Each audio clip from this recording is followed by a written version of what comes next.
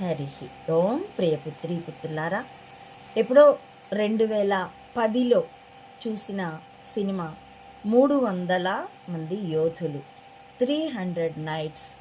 అది ఈ మెదళ్ళే ఆయుధాలుగా యుద్ధానికి తెర రూపం అని ఇంతకుముందు మీకు విజ్ఞాపన చేసి ఉన్నాను. అప్పుడు దాని గురించి 4 ఆ పైన సంబంధిత వీడియోలుగా మరో 2 టెక్స్ట్ పోస్టులుగా అండి, పొడవాటి పోస్టులే. అప్పటి పోస్ట్ని ఒక్కో దాన్ని ఇప్పుడు 3 వీడియోలుగా ఇవ్వవలసి వస్తుంది. అట్లా అయ్యి ఒక్కొక్కటి 15 నిమిషాలు వస్తూ ఉన్నది.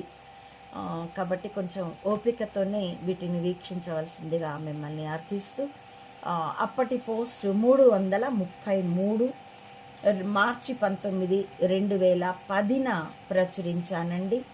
ఈ దేశాన్ని ఎవరు కాపాడాలి అనే లేబుల్ క్రింద బానిసత్వానికి స్వేచ్ఛా స్వాతంత్రాలకి ఉన్న వ్యత్యాసం, ఇందులో కొంత భాగాన్ని 2 భాగాల్ని మీకు ఇచ్చి ఉన్నాను వీడియోలుగా.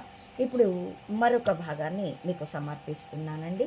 ఈ సినిమాలో మరొక రసవత్తరమైన గొప్ప సన్నివేశం జెక్సిస్ లియోనైడర్స్ల సంభాషణ. జెక్సిస్ పారసీక దేశపు రాజు. ఇంతకుముందు వీడియోలో కూడా చెప్పి ఉన్నానండి. ఒకప్పుడు పారసీకం అని పిలువబడే ప్రాంతం ఇప్పుడు టర్కీగా, ఇరాన్గా పిలువబడుతుంది. టర్కీ ఒకప్పుడు ముస్లింల సామ్రాజ్యం. వాళ్ళనే పార్సీలు అంటారు. అంటే ముస్లింలలో ఒక తెగ అన్నమాట. టాటాలు పార్సీల వాళ్ళే. కాబట్టే ముంబై ముట్టడప్పుడు తన తాజ్ హోటల్లో ఆయుధాలు పెట్టుకునేందుకు ఒక రూమేక ఇవ్వబడింది కసబ్లకి. బయటకు వచ్చి భారతీయ సైన్యం మీద నాకు నమ్మకం లేదు అని అన్నాడు ఆ ఇటీవల మరణించిన రతన్ టాటా. అతడికి భారతరత్న ఇవ్వాలని వాట్సాప్ యూనివర్సిటీలన్నీ మోడీ షాల నాయకత్వంలో తెగ డ్రమ్ములు కొట్టాయి. కానీ అంత సాహసం చేయలేకపోయారు. అటువంటి పార్సీలు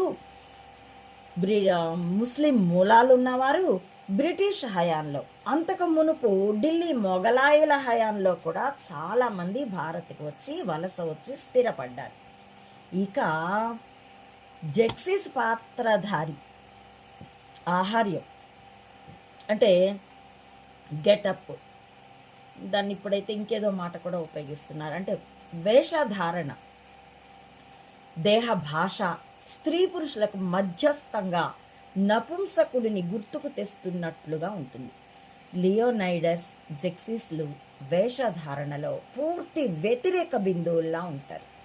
ముక్కుకు ముక్కెర, తల నుండి